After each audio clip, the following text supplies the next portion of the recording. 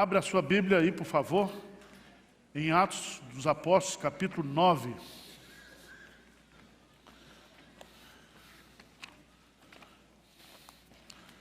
A conversão de Paulo. Atos dos Apóstolos, capítulo 9.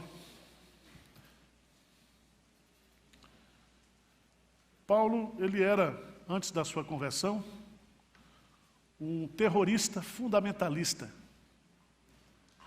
Ele matava em nome de Deus. Mas ele era um eleito de Deus e chegou o dia dele. Então, se você pensa nesse Natal, conhece um cara assim que, se dizer isso aqui não vai se converter, ore por ele, porque Deus pode converter o pior dos homens. E nós vamos aprender aqui sobre a conversão de Paulo. Nós estamos no culto de Santa Ceia. Vai ser rápido, eu vou ler aqui versos de 1 até os versos 19.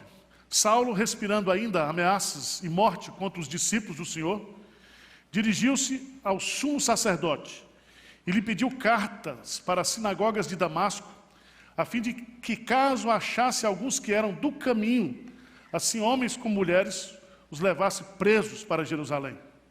Seguindo ele, estrada fora, ao aproximar-se de Damasco, subitamente uma luz do céu brilhou ao seu redor. E caindo por terra, ouviu uma voz que lhe dizia: Saulo, Saulo, por que me persegues? Ele perguntou: quem és tu, Senhor?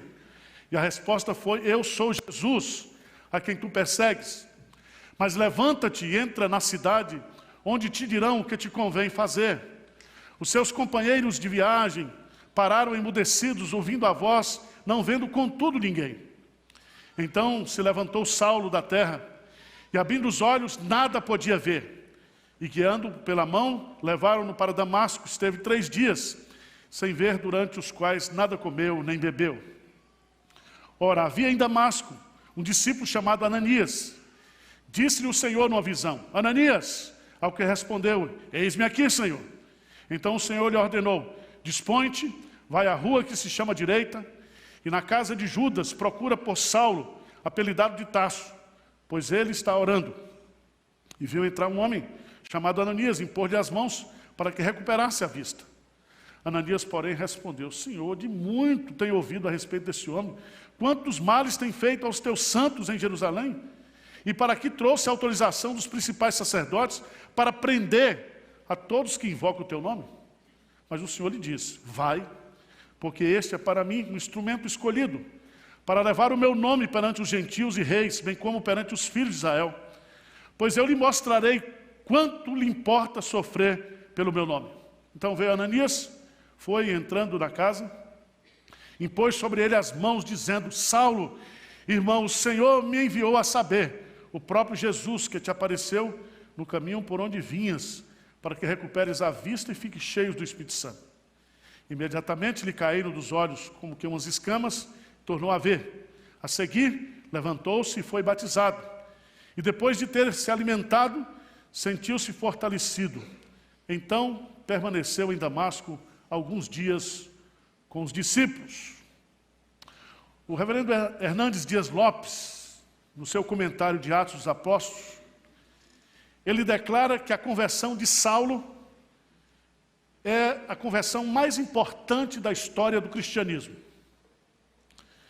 O Isbe, comentarista, ele declara que a conversão de Saulo de Tarso, um dos principais perseguidores dos cristãos, foi possivelmente um dos maiores acontecimentos da igreja depois do Pentecostes.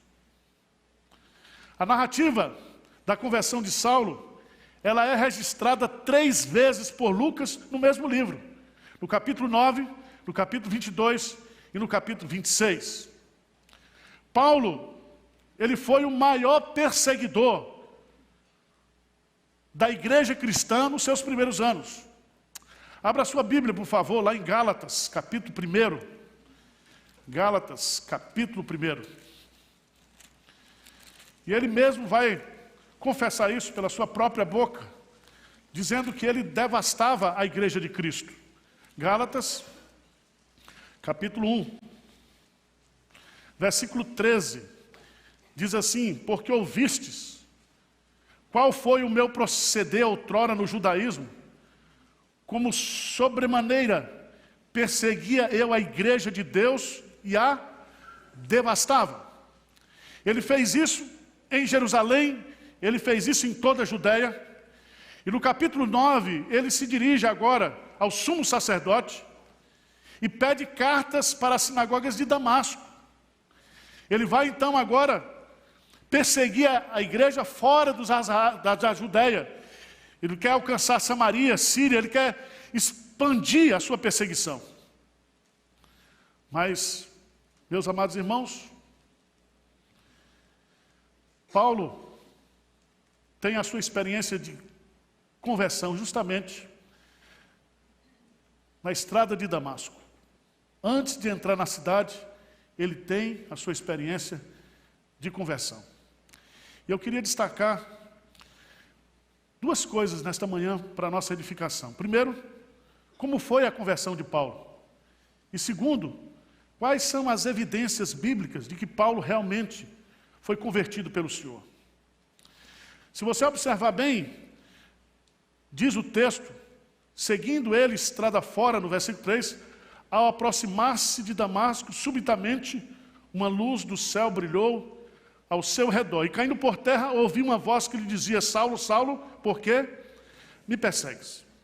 Primeiro, está claro no texto que a conversão de Paulo foi um ato soberano de Deus. Paulo não se converteu, ele foi convertido. Ele mesmo vai confessar isso, dizendo que a sua salvação se baseava exclusivamente na eleição de Deus. Ele diz isso lá em Gálatas, capítulo 1, versos 15 e 16.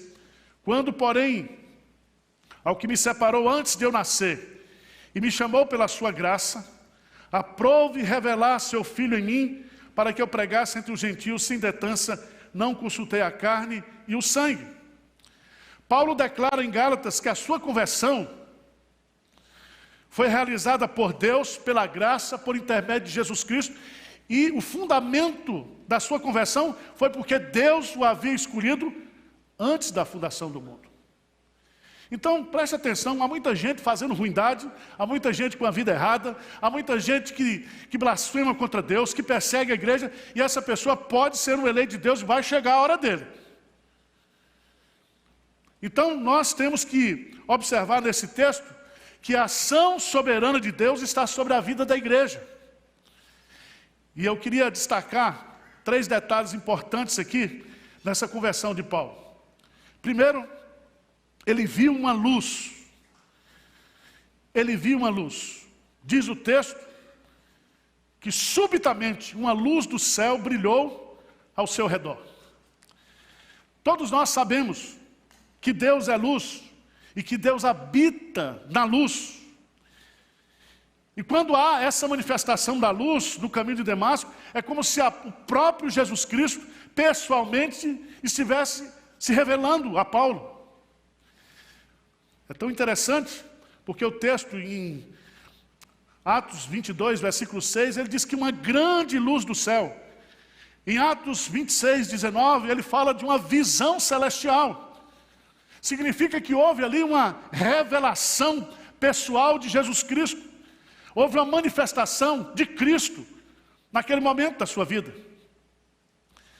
O que eu acho interessante é que os homens que estavam com ele também viram a luz e caíram por terra. Foi uma manifestação graciosa, maravilhosa, majestosa da pessoa de Jesus. Segundo lugar, diz o texto que ele caiu por terra. Ele foi derrubado pelo encontro pessoal com Jesus. Ele está agora prostrado, caído ao chão, cego completamente. O pastor Hernandes, comentando o texto, ele diz: o touro furioso, selvagem, indomável estava subjugado. Aquele que prendia estava preso. Aquele que encerrava na prisão estava dominado. Aquele que se achava detentor de todo o poder para perseguir estava prostrado ao chão, impotente. O Senhor quebrou todas as suas resistências, quebrou as suas pernas, colocou no pó E meus amados irmãos, há pessoas que só experimentam a experiência da conversão se forem quebrantadas, se forem quebradas, se forem derrubadas, se sentirem realmente fracas, impotentes diante da grandeza de Deus. Mas o que eu acho mais interessante, ele viu uma luz, ele caiu por terra, mas diz o texto que ele também ouviu uma voz. E a voz dizia: Saulo, Saulo, por que me persegues? E ele perguntou: quem és tu, Senhor? E a resposta foi: eu sou Jesus, a quem tu persegues. Irmãos, quantas coisas Paulo aprendeu naquele momento ali. Primeira coisa que ele deve ter passado pela mente dele é que ele ficou sabendo naquele momento que Jesus Cristo está vivo, que Jesus Cristo está ressuscitado, que Jesus Cristo está entronizado, glorificado.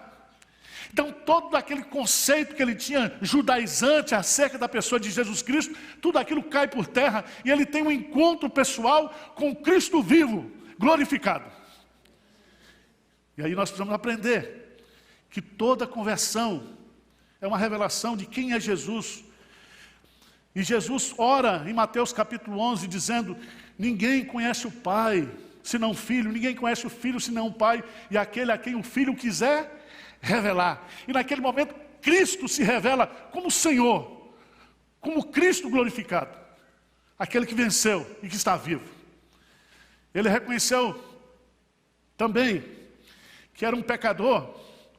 Ele descobriu que também quem persegue a igreja persegue o próprio Jesus. Ele pensava que estava servindo a Deus, perseguindo os cristãos, matando os cristãos. A sua mente estava completamente focada no fundamentalismo judaizante. Naquele momento, ele descobriu que estava perseguindo o Messias. Ele descobriu que Deus tinha um plano para a sua vida, ser pregador do Evangelho. Ele reconhece Jesus como Senhor e que ele precisava da sua direção, porque ele está agora cego, prostrado, e Deus agora vai dirigir a sua vida. E para chegar em Damasco, ele teve que ser levado pela mão, porque ele estava cego, abatido, derrubado, prostrado diante da grandeza do nosso Salvador. Louvado seja o nome de Deus por isso, porque meus amados irmãos, nesse Natal, essa perspectiva de nós descobrirmos quem é Jesus, mas para a gente descobrir quem é Jesus, ele precisa se auto-revelar. A conversão é uma manifestação de Deus, é uma obra de Deus na nossa vida. Eu acho tão interessante, porque a partir desse texto, nós vamos aprender de uma forma bastante prática quais são as evidências de que Paulo de fato foi convertido. E essa conversão de Paulo, ela serve como modelo para a gente avaliar hoje como é que Deus trabalha na vida das pessoas, quais são as evidências de alguém que de fato é convertido. E eu quero destacar aqui, são 7 evidências, eu vou só pontuar para mim e para você. A primeira evidência é que Paulo passou a fazer parte da família de Deus. Preste atenção. Você que está desigrejado. Isso é uma heresia. Porque a partir do momento que eu sou transformado, convertido por Jesus, eu ganho uma família. Veja lá, que a primeira providência de Deus após a conversão, foi Deus que providenciou. Ele se revela a Ananias. E Ananias, então, recebe a informação de Deus, dispõe-te, vai à rua que se chama direita, na casa de Judas, procura por Saulo, apelidado de Tarso, pois ele está orando. Ananias respondeu: de modo nenhum, Senhor. Você notou que isso até hoje, Deus converte uns caras aí, manda para a igreja, e os irmãos são os primeiros dizendo: não, esse cara não está convertido. Esse homem é uma ameaça para a igreja, esse homem é um perseguidor da igreja, implacável. Mas eu queria que você lesse para mim, no versículo 17. Lê para mim aí, o que é que diz aí? Então, Ananias foi e, entrando na casa, impôs sobre ele as mãos, dizendo: Saulo, irmão, o Senhor me enviou. Olha que coisa linda. Saulo o quê? Meu irmão. Veja, meu irmão, o traficante, a prostituta, aquela pessoa que perseguia a igreja, agora chega na igreja e diz: nós somos irmãos. Nós somos irmãos, nós fazemos parte da mesma família. Então, coloca na sua cabeça, a primeira evidência de alguém que é convertido é que ele começa a fazer parte da família de Deus. Ananias insiste com Deus, Ananias argumenta com Deus, mas Deus vai lá, porque esse cara que está perseguindo a igreja, ele é para mim um vaso escolhido. Vaso escolhido. Veja, meus amados irmãos, que Deus, Ele usa a igreja, e Ele usa a comunhão da igreja para derrubar todas essas barreiras, todos esses preconceitos.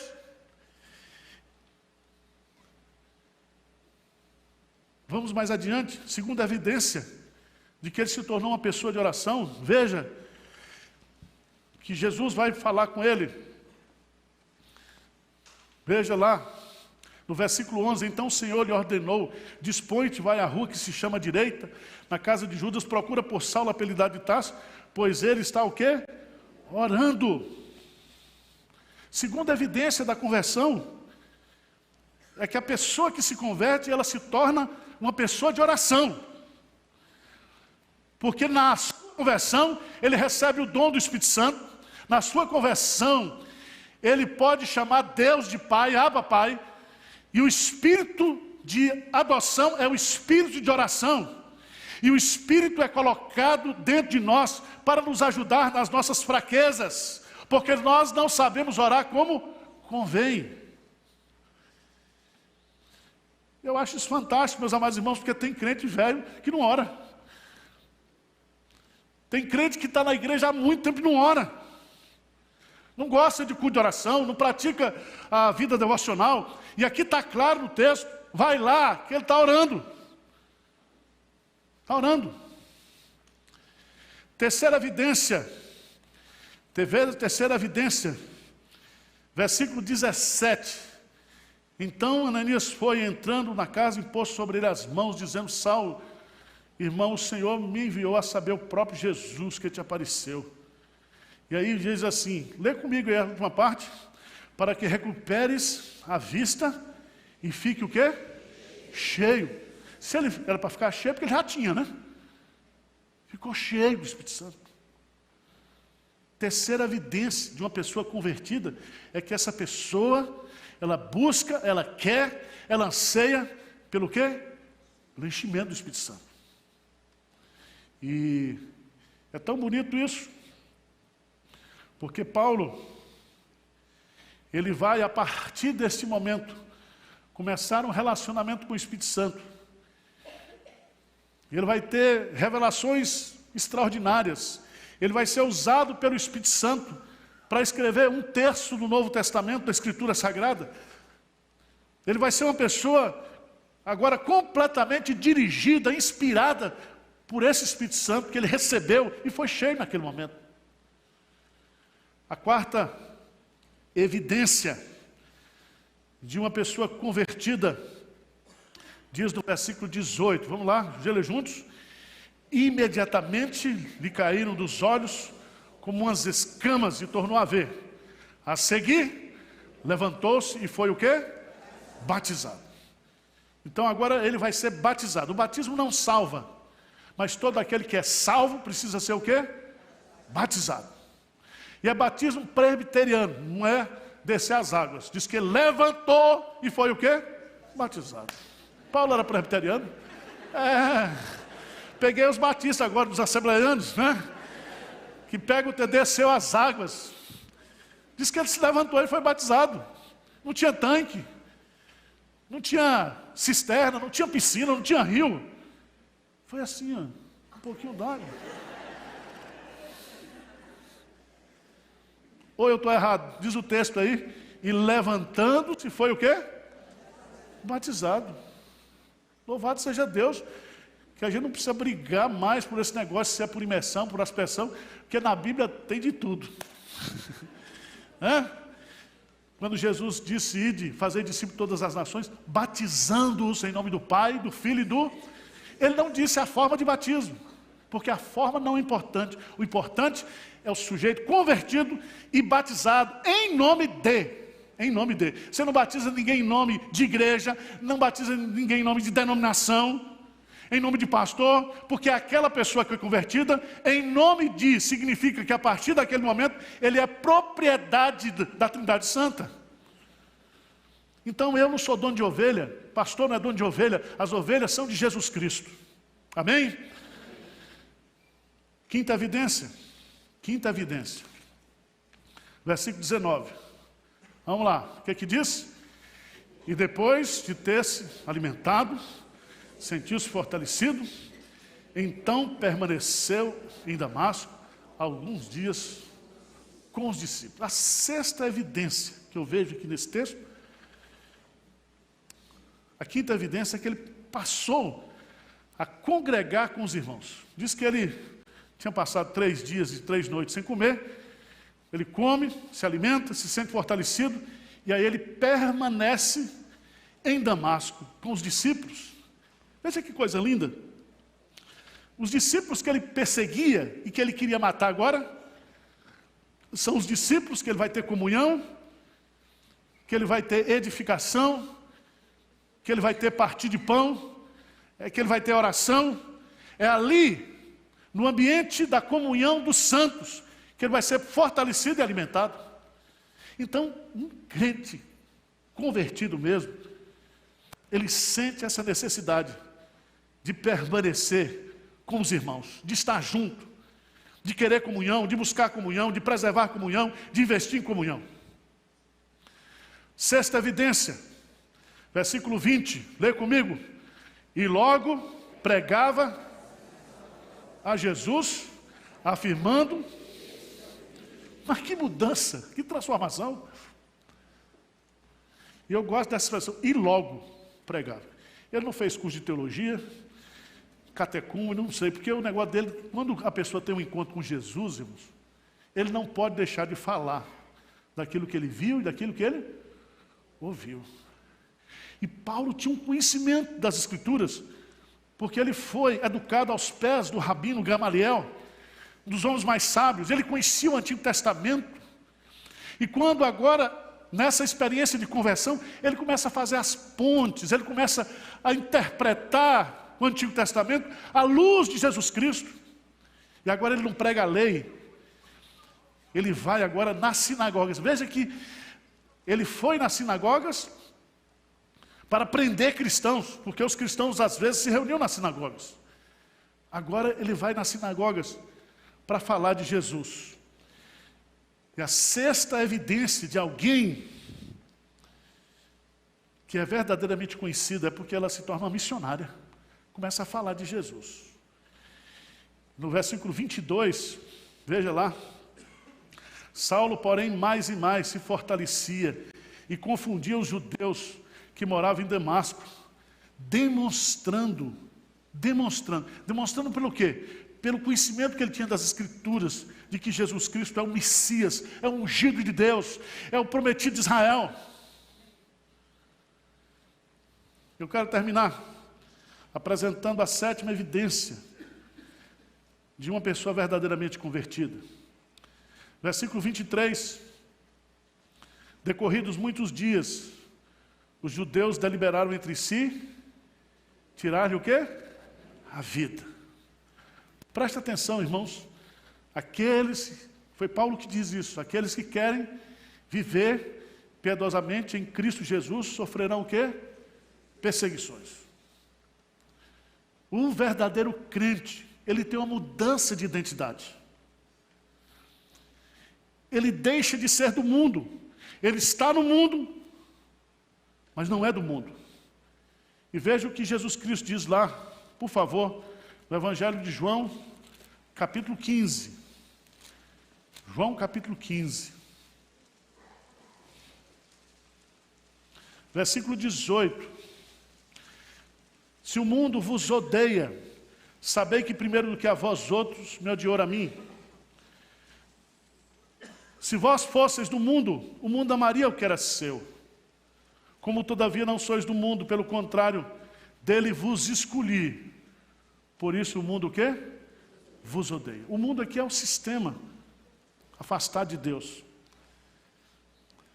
É como se Satanás, quando Deus tira alguém das garras dele, ele fica com tanto ódio, que ele vai agora movimentar o sistema que jaz no maligno, a perseguir esse crente. A perseguir esse crente. Isso é tão impressionante, que Paulo,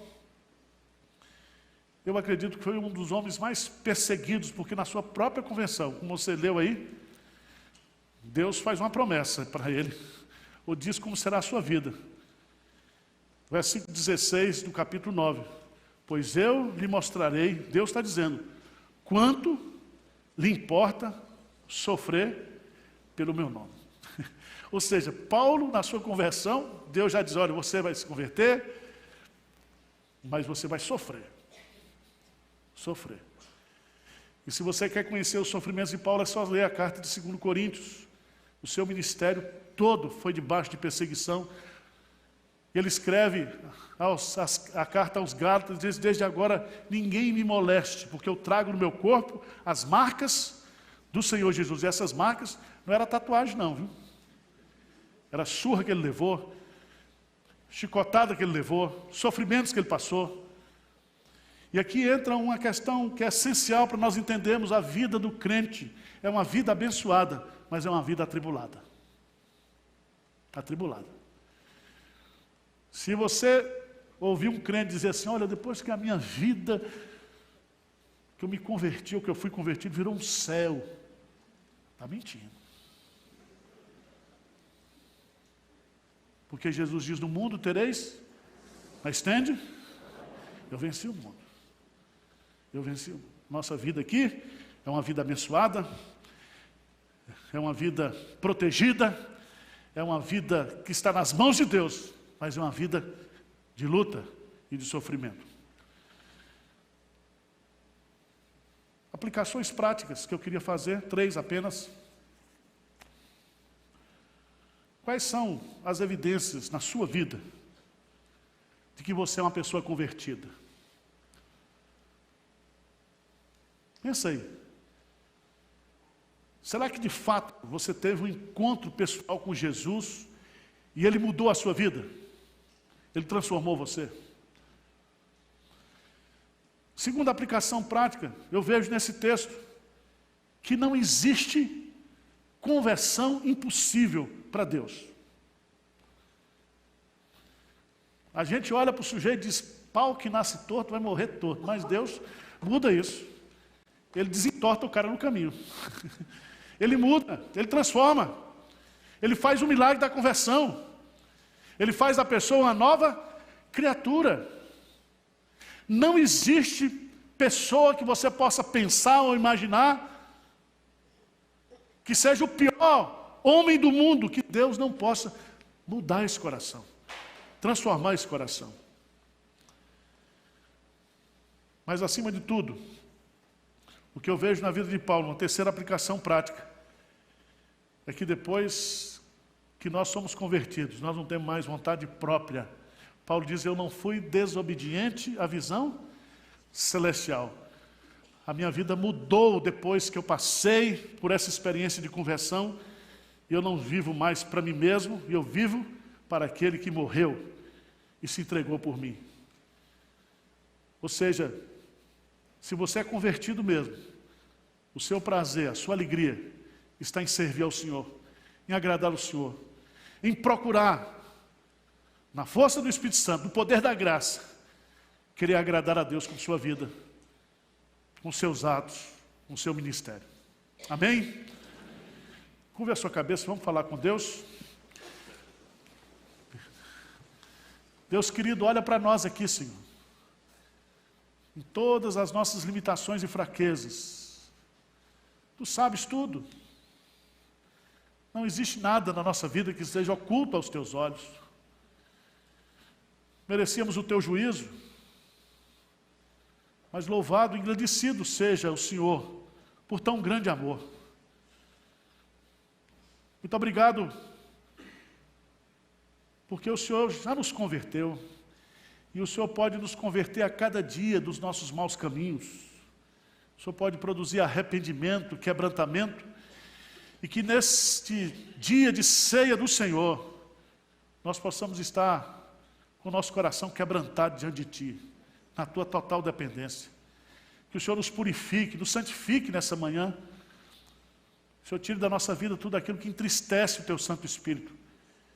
E que nós possamos recomeçar na força e no poder do Teu Santo Espírito. Essa é a nossa oração humilde em nome de Jesus. Amém.